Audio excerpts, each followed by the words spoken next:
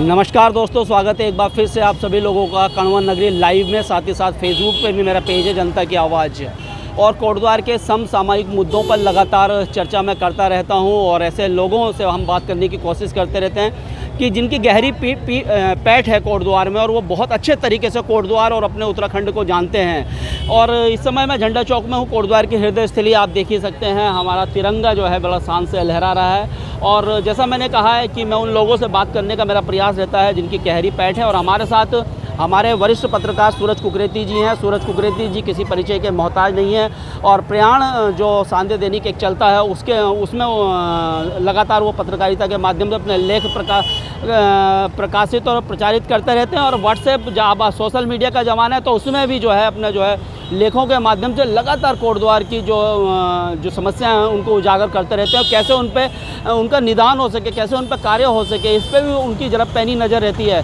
तो सर, सबसे पहले तो बहुत बहुत स्वागत है आपका। परवीन भाई, सबसे पहले आपको बहुत बहुत बधाई, और आपके चैनल के माध्यम से मैं पवित्र श्रावण मास की समस्त देशवासियों को, सनातन संस्कृति से जुड़े लोगों को बहुत बहुत शुभकामना देता हूं, और उम्मीद करता हूं कि श्रावण मास में हम सनातन संस्कृति की परंपराओं के अनुरूप जो सद्भाव एकता है वो बनी रहे। और इसी के साथ कामना करता हूं कि हम उत्तराखंड देवभूमि के लोग भी अपनी परंपराओं को बहुत अच्छे रूप में मनाएं। सर, जहां आपने श्रावण मास की बात की है तो सभी हिंदू इस पूरे पर्व को जो है बड़े हर्षोल्लास के साथ मनाता है। हम लोग भी, आप भी और हम भी, हमारे भी जो परिवार में जो फैमिली होती है, महिलाएं होती हैं, वो जाती हैं शिवालय जाती है और वहाँ दूध और जल का अभिषेक किया जाता है। लेकिन अभी हम देख रहे हैं कुछ दिनों से कि जो कांवड़िए है, जो जिस प्रकार का वो उपद्रव वो कर रहे हैं, इसके बारे में क्या कहना है, कि क्या कहेंगे इस बारे में? देखिए, भगवान शंकर के जो भक्त होते हैं, भोलेनाथ कितने शांत हैं, ये आपने उनके चित्रों में भी देखा होगा। लेकिन धर्म के नाम पर अगर हम अराजकता करते हैं, मादक पदार्थों का सेवन करते हैं, मामूली छोटी मोटी बातों में अगर हम तोड़फोड़ करते हैं, तो ये बहुत अनुचित है। और मैं आपके सम्मानित चैनल के माध्यम से तमाम कांवड़ लाने वाले शिव भक्तों से अनुरोध करूँगा कि अशांति का परिचय न दें, एक धर्म का सही आचरण करें। और जो धार्मिक व्यक्ति होता है वो कभी किसी के लिए गलत नहीं सोचता है, वह मनसा वाचा कर्मणा से शुद्ध होता है। तो ज़रूरी है कि भोलेनाथ के जो भक्त हैं, कांवड़ प्रेमी हैं, कांवड़ लाते हैं, इतनी आस्था से लाते हैं, अगर वो कहीं रास्ते में कहीं छोटे मोटे विवाद में अगर लड़ते झगड़ते हैं तो अच्छी बात नहीं है। और हो सकता है कि कांवड़ यात्रियों के बीच में, कांवड़ भक्तों के बीच में कुछ अराजक तत्व भी घुसपैठ कर लेते हैं। तो ज़रूरी है कि प्रशासन का दायित्व बनता है कि वो ऐसे अराजक तत्वों पर कार्रवाई भी की जानी चाहिए। और सभी जो शिव भक्त हैं उनसे भी सर यही कहना है कि जैसे 10 या 20 हज़ार लोगों में कोई 10-20 लोग इस प्रकार से उपद्रवी होते हैं, तो जब इस प्रकार के लोग उनको भी दिखाई दे तो उनको भी रोकना चाहिए, क्योंकि उनके कारण पूरा कहीं ना कहीं पूरा हमारी जो संस्कृति पे असर पड़ता है, और लोग हमारे बारे में भी सभी के लिए इसी प्रकार से कहते हैं। बिल्कुल आप सही कह रहे हैं थापा जी।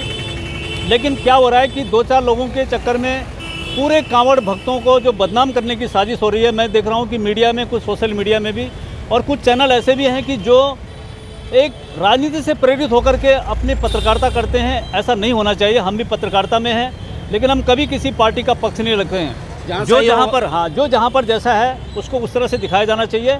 तो कुछ कांवड़ लाने वाले भक्तों ने, जिन्होंने कुछ अराजकता की है, आप उनको टारगेट करिए, उनकी पूरी पहचान करिए, उन्हें जो कानून के हिसाब से उन्हें दंडित किया जाना चाहिए, क्योंकि कानून सबके लिए बराबर है, चाहे वो मंदिर का पुजारी हो या सड़क पे फेरी लगाने वाला हो। अगर वो गलत काम करता है तो उसको कानून के हिसाब से दंडित किया जाना चाहिए। लेकिन पूरे कांवड़ शिव भक्तों को उनको अराजक बताना, एक ये भी गलत प्रक्रिया में देख रहा हूँ, ये उचित नहीं है। अच्छा सर, बात करें हम, अभी एक मुद्दा चल रहा है कि जैसे दुकानों में, ठेलियों में कहीं भी नेम प्लेट होनी चाहिए, नाम पूरा अंकित होना चाहिए, इसको कैसे देखते हैं? देखिए, नाम पता अगर दुकान पे लगाया जा रहा है तो वो गलत नहीं है, क्योंकि हमारा आधार कार्ड है। एक छोटा बच्चे को जब हम स्कूल में भर्ती करते हैं, केजी नर्सरी में, तो उसके भी गले में एक जो नेम प्लेट होती है, उसकी कक्षा का नाम होता है, उसका जो है ये स्कूल का नाम होता है, उसका पूरा एड्रेस उसमें होता है। और ऐसे देख लीजिए, हमारे पुलिस के ज़माने उसमें नाम के साथ साथ उनका ब्लड ग्रुप भी उसमें होता है। तो ये इसलिए होता है कि उसको हम जल्दी पहचान सकें, कोई ना हो, कोई एक्सीडेंट, कोई घटना हो जाए तो हमें रक्त लेने में भी दिक्कत ना हो।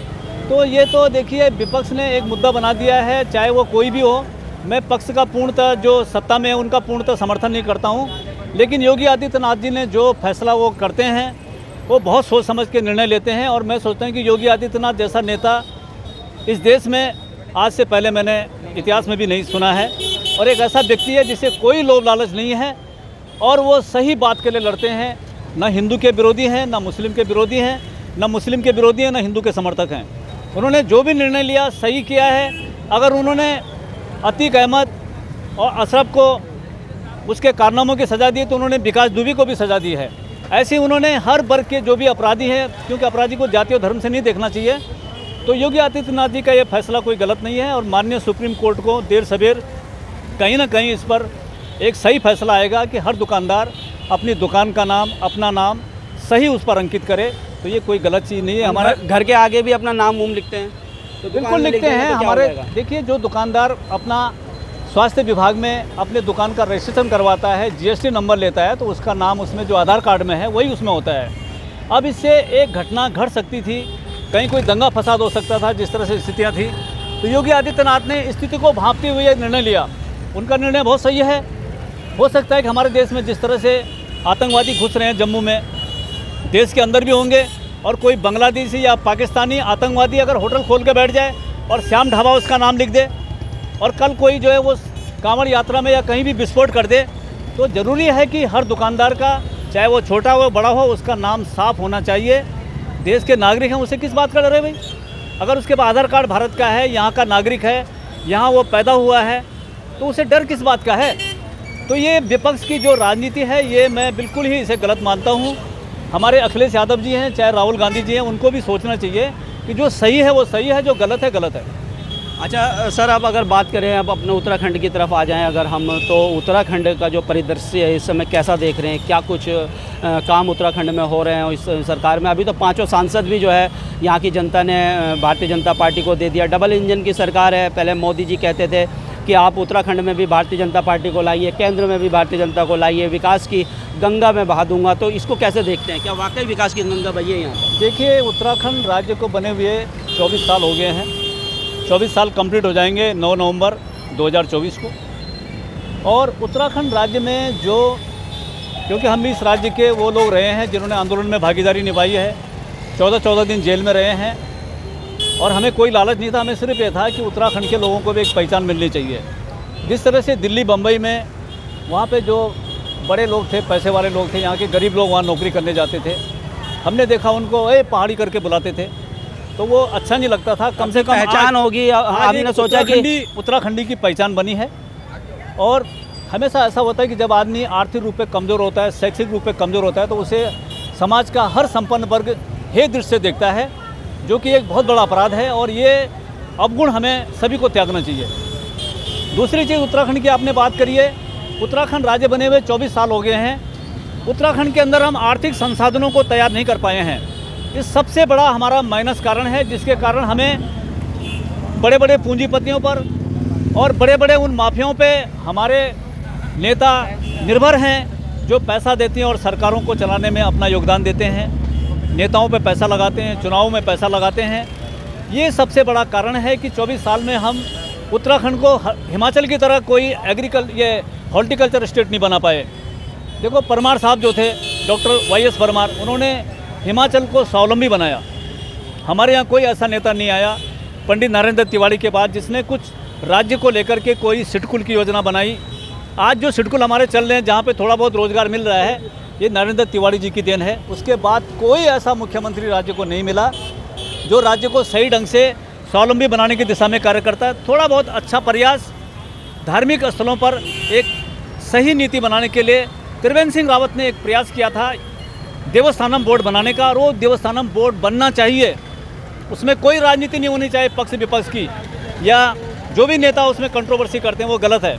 क्योंकि हमारे पास 4 धाम ही एक ऐसा औद्योगिक क्षेत्र है जहाँ से हमारी रोजी रोटी चल सकती है, लेकिन वहाँ पर भी कुछ लोगों का कब्जा है। जब वहाँ पे करोड़ों रुपए चढ़ता है और कुछ लोग उसे चट कर जाएंगे, या वो कमेटी जो मिली हुई है उनके साथ में जो पंडा पुरोहितों की, तो उसमें कैसे हम राज्य को सर्वाइव करेंगे? आज जो है चार धाम पे जो है करोड़ों रुपया सरकार व्यय कर रही है, और सरकार को क्या मिल रहा है वहाँ से? पानी की व्यवस्था सरकार कर रही है, वहाँ पे जो सिक्योरिटी है सरकार कर रही है। तो भाई सरकार को क्या मिल रहा है? अगर पंडा पुरोहित उस पूरे धन को ले जाएंगे या जो कमेटी के लोग हैं वो उसको निकल जाएंगे तो सरकार को क्या मिलेगा? मेरा तो पुष्कर सिंह धामी जी से अनुरोध है कि वो चार धाम जो हमारी यात्रा है, चार धाम ही नहीं, जितने हमारे बड़े बड़े मंदिर हैं जहाँ पर इकोनॉमी हमारी अच्छी बनती है, उनको गवर्नमेंट कस्टडी में लें और वहाँ पर व्यवस्थाएं ठीक करें। अच्छा सर, एक बात बहुत महत्वपूर्ण बात है, खासकर हमारे उत्तराखंड के परिदृश्य से देखें तो जो आर्मी है, हर घर में कहीं ना कहीं एक आर्मी का व्यक्ति है। थोड़ा इसमें एक दो पॉइंट और छूट गए राज्य को लेकर के। जी बताइए। तो सबसे बड़ी बात यह है। दूसरी बात, उत्तराखंड को आपको एजुकेशन हब के रूप में हम इसके विकसित कर सकते थे। जैसे मंसूरी और नैनीताल में कोई पलायन आज भी नहीं है। नैनीताल और मसूरी में जो है आपके विदेशी बच्चे भी पढ़ रहे हैं, दिल्ली के बच्चे भी वहाँ पे पढ़ रहे हैं, चेन्नई के बच्चे भी वहाँ पढ़ रहे हैं, देहरादून में भी पढ़ रहे हैं। देहरादून में पढ़ रहे हैं। उत्तराखंड में हमने, आप ये बताइए, हम उत्तराखंड के अंदर कहीं ना कहीं हमारे राजनेताओं की जो सोच है वो बहुत मध्ययुगीन है। हम नहीं चाहते कि एक मामूली आदमी का बच्चा भी अंग्रेजी माध्यम की शिक्षा ग्रहण करे। हमने कितने सेंट्रल स्कूल यहाँ खोले हैं। आज हमारे जितने विद्यालय शिक्षा हैं वो दम तोड़ रहे हैं। अगर कहीं 20 बच्चे हैं तो वहाँ 10 मास्टर हैं। आप बताइए कैसे चलेंगे विद्यालय? तो ये सबसे बड़ी चीज़ है कि हमें एजुकेशन में सुधार करना चाहिए था। अगर हमारे 13 ज़िलों में इन 24 सालों में अगर 5-5 या 8-8 अगर सेंट्रल स्कूल खुलते तो पहाड़ आज खाली नहीं होते। आज सबसे बड़ा जो पहाड़ खाली होने का कारण है, बच्चों को अंग्रेजी माध्यम की शिक्षा दिलाने के लिए सब लोग पहाड़ से नीचे उतर गए हैं। और पहाड़ में जब ये जो क्या कहते हैं, ये मानव विहीन जब कोई भी इलाका हो जाता है तो वहाँ पर जनजीवन खराब हो जाता है।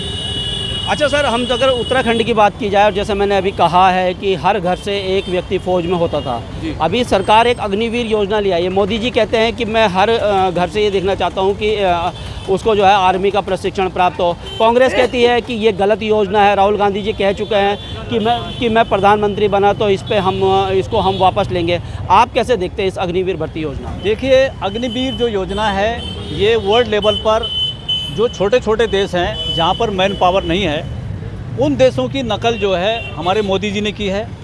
मोदी जी ने बहुत से काम बहुत अच्छे करे हैं। 370 ख़त्म करी है, और मुस्लिम बहनों के मामले में जो उनके साथ ज्यादती होती थी वो 3 तलाक का मामला भी समाप्त किया है। बहुत अच्छा काम किया है। चाहे वो कोई भी धर्म हो, कोई भी समाज हो, अगर वहाँ अनैतिक कृत्य हो रहे हैं तो उनको रोका जाना चाहिए। उसके लिए चाहे कानून कितना सख्त क्यों न बनाना पड़े। अग्निवीर योजना जो लाए हैं, अग्निवीर योजना का जो वर्ल्ड लेवल पर इसका जो स्टेटस ये है कि हर वर्ग से, चाहे वो व्यापारी वर्ग हो, चाहे वो संपन्न वर्ग हो, चाहे उद्योगपति वर्ग हो, उसका बेटा भी आर्मी में सेवा देगा और बॉर्डर पर वो भी ड्यूटी तैनात करेगा। अग्निवीर का योजना ये था, लेकिन इन्होंने अग्निवीर योजना बना करके आर्मी का मनोबल गिराया है।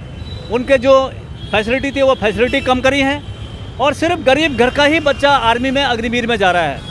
अग्निवीर में ये होना चाहिए कि एक संपन्न घर का बच्चा, चाहे वो नेता हो चाहे वो अभिनेता हो, जैसे इजराइल में हर किसी को जो है 6 महीने की आर्मी की ट्रेनिंग है। और दूसरी क्या किया उन्होंने कि खासकर सरकार ने 10 सालों में आर्मी की संख्या को कम किया है।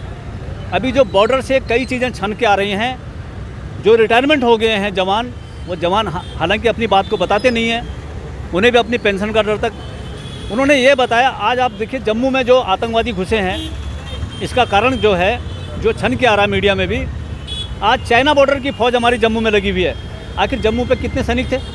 तो सेना की कटौती करना जो है आज हमें भारी पड़ा है, और उसका परिणाम है जो आज जो है ये इस तरह से यहाँ घुसपैठ हुई है। कोटद्वार की पुलिस भी जा रखी है सारी कांवड़। हाँ, तो ये असल में जो है स्टाफ बढ़ाना नहीं चाहते हैं, और इससे काम नहीं चलेगा। तो मैन पावर क्यों नहीं बढ़ाती है? अभी हम देखते हैं कि जब कभी आपदा भी आती है तो तब हमें मैन पावर नहीं दिखती है, सारी फोर्स वहाँ लग जाती है। मैन पावर न बढ़ाने का कारण है जो पूंजीवाद की बहुत खतरनाक पॉलिसी है, साम्राज्यवाद की, उसको लेकर के हमारे नेता चलने शुरू कर दिया इन्होंने। जहाँ इन्होंने कुछ नीतियाँ अच्छी बनाई हैं, वहीं जो देश का नौकरशाह है और राजनेता है, ये मिल करके देश की संपदा को अपने कब्जे में कर रहे हैं। और आप देखिए युवा आज सब धक्के खा रहे हैं, बेरोजगार हैं। आज इन्होंने जो हमारे महाविद्यालय हैं, हमारी जो उच्च शिक्षा है, उसमें 65 साल जो है नौकरी कर दी है। जबकि मेरा कहना है कि लोगों को ज़्यादा से ज़्यादा रोज़गार देने के लिए 55 साल की सेवा से अधिक जो है किसी से नौकरी नहीं करानी चाहिए। आज PhD किए हुए बच्चे हमारे जो नेट क्वालिफाई किए हुए सब धक्के खा रहे हैं। तो ऐसे ही इन्होंने अग्निवीर में भी किया है। अग्निवीर में संख्या कम कर दी और संख्या कम करने के कारण बॉर्डर पे घुसपैठ हुई है। सपोज अगर बॉर्डर पे कोई पाकिस्तानी घुसपैठ कर रहा है और 50 जवानों की अगर SLR उस पर गोली चलाती है तो उसके चिथड़े उड़ जाते हैं। तो इस तरह से किसी घुसपैठ करने की किसी कोशिश नहीं होती। तो ये अग्निवीर में इनको सुधार करना चाहिए, अधिक से अधिक युवाओं को आर्मी में भर्ती करना चाहिए। और मैं इतना ज़रूर कहूँगा प्रधानमंत्री मोदी जी से, संपन्न घर के बच्चे भी जो फिजिकल फिट हैं उन्हें आर्मी के अंदर लिया जाना चाहिए, नहीं तो उनकी फैसिलिटी ख़त्म कर दी जानी चाहिए। कोटद्वार के क्या हाल है? कोटद्वार के हाल तो मत पूछो। कोटद्वार, जहाँ कोटद्वार के लोग अपने को बहुत बड़े बुद्धिजीवी का दावा करते हैं, मुझे लग रहा है कि कोटद्वार में कोई बुद्धिजीवी है ही नहीं। अब जिस तरह से कोटद्वार की स्थिति है, कोटद्वार में सिंपल से साधारण सी बात है, यहाँ पे समाज के लिए प्रसाधन नहीं है, कहीं न महिलाओं के लिए प्रसाधन है न पुरुषों के लिए हैं। तो इंसान की ज़िंदगी इससे बदतर और क्या हो सकती है। और इससे बड़ा बुद्धिजीवी का दावा क्या करेंगे जो अपने लिए कहीं पर एक जो हमारे जो इस तरह की खास व्यवस्थाएं हैं वो नहीं है यहाँ पर। पुल कब तक बन जाएगा अपना? देखिए पुल का आज मैं पुल की पूरी रिपोर्टिंग करके आया हूँ। पुल 3 साल से पहले बनने वाला नहीं है। पुल 3 साल से पहले बनने वाला नहीं है, जो वहाँ के मुझे कुछ लोगों ने बताया था जो वहाँ पे वर्क कर रहे हैं। क्योंकि पुल के एक प्लेट को खिसकाने में 1 महीना लग गया, 1 महीना पूरा प्लेट को खिसकाने में लग गया है। तो पुल अभी 2-2.5 साल से पहले तो बनने वाला नहीं है। कोटद्वार में एकमात्र सिडकुल इंडस्ट्रियल एरिया है और उसकी हालत आपको पता है। अभी कुछ दिनों पहले वहाँ पर एक हादसा भी हुआ है। जिस प्रकार से वहाँ के कर्मचारियों को जो ठेकेदार है वो बंदूक भी दिखा रहे हैं, मारपीट भी कर रहे हैं। तो ये कैसा कब तक चलेगा? वहाँ क्यों नहीं सरकारें ऐसा काम करती कि अच्छी सैलरी उनको मिले? उनका क्यों शोषण वहाँ पर किया जाए? देखिए मैं बताऊँ, ये जितने सिडकुल हैं, जितने इंडस्ट्री हैं, इनको सरकार के उन दलाल नेताओं का और समाज के कुछ दलालों का पूरा सहयोग होता है, जिसके कारण वो इतनी गुंडागर्दी करते हैं, कर्मचारियों पे बंदूक तानते हैं, उन्हें वेतन नहीं देते हैं और 5,000 रुपये 10,000 रुपये साइन कराएंगे और 5,000 उन्हें वेतन देते हैं। तो ये सरकार के लोग, सिडकुल के लोग इनके साथ मिले हुए हैं। और मैं यही कह रहा हूँ कि उत्तराखंड के अंदर जो राजनीति है, जो सरकारें चल रही हैं, निज़ाम चल रहा है, ये सब उत्तराखंडी मूल के लोग जिनके लिए उत्तराखंड राज्य मांगा गया था, उनके शोषण की कीमत पर यहाँ पर माफिया पनप रहा है। तमाम ऐशगाह यहाँ बन चुकी है। इन 24 सालों में हज़ारों यहाँ से महिलाएं गायब हो चुकी हैं, जिनका कोई अता पता नहीं है। और ये सिलसिला निरंतर जारी है। और इसमें कहीं ना कहीं उत्तराखंड के उन निकम्मे नेताओं का हाथ है, जनप्रतिनिधियों का हाथ है, जिनके अंदर कोई राजनीतिक सोच नहीं है, जिनका कोई ज्ञान नहीं है, जिनकी कोई शिक्षा नहीं है। अगर वो इतने अच्छे होते तो उनको विधायक का टिकट ही मिल जाता, विधायक बाहर से लाने पड़ते। देखिए ये तो उनको खुद अपने सोचना पड़ेगा कि यार अगर हमने कुछ किया होता तो विधायक क्योंकि बाहर से लेके आने पड़ते नेता। देखिए मैं बताऊं आपको, उत्तराखंड की जो बर्बादी हो रही है ये इसीलिए हो रही है कि आपके पास कोई भी किसी भी क्षेत्र में एक्सपर्ट मंत्री नहीं है। आपके जो हिमाचल की हम बात करते हैं, हिमाचल में 371 धारा लगी। परमार साहब को पता था कि हिमाचल लूट जाएगा, ज़मीनें भी लूटेंगी और यहाँ की सुंदरता भी लूटेगी, तो उन्होंने सबसे पहले वहाँ 371 धारा लगाई, जिसके कारण हिमाचल में कोई बाहरी व्यक्ति ज़मीन नहीं खरीद सकता है। और उत्तराखंड के नेताओं ने ज़मीनों को लुटवाने के लिए, दलाली खाने के लिए कई बार यहाँ पर भू कानून बदले। तो आप इतना समझ लीजिए कि हमारे नेता हमें कहाँ ले जाना चाहते हैं। लेकिन मैं आपके चैनल के माध्यम से यही कहूँगा माननीय पुष्कर सिंह धामी जी से कि हमारे नेताओं को सद्बुद्धि मिले, उत्तराखंड के मान सम्मान, यहाँ के युवाओं की भावनाओं को समझें और युवाओं की दुर्दशा न करें। इन्हें जहाँ रिक्त पद हैं, शिक्षा में, पुलिस में, कहीं भी वहाँ पर उन भर्तियों को भरें, जिससे कि ये रोज़गार सबको मिले। और जो बड़ी बड़ी मोटी मोटी तनख्वाह लेने वाले लोग हैं, जिनका कोई काम नहीं है, सिर्फ यहाँ पे नौकर साहब बन के आए हैं, इनके वेतन को कम करें और इनको कम से कम इनको नौकरी यहाँ मिलनी चाहिए, जिससे कि लूट का कारोबार यहाँ अधिक न बढ़े। तो दोस्तों ये थे सूरज कुकरेती जी, वरिष्ठ पत्रकार हैं और बड़ी बेबाकी से बहुत सारे सवालों पे उन्होंने मुद्दों पर बात की है। आप लोग कमेंट करके अपनी राय ज़रूर दीजिएगा कि इन मुद्दों पर आपकी क्या राय है। तब तक के लिए दोस्तों धन्यवाद। जय हिंद, जय भारत, जय उत्तराखंड।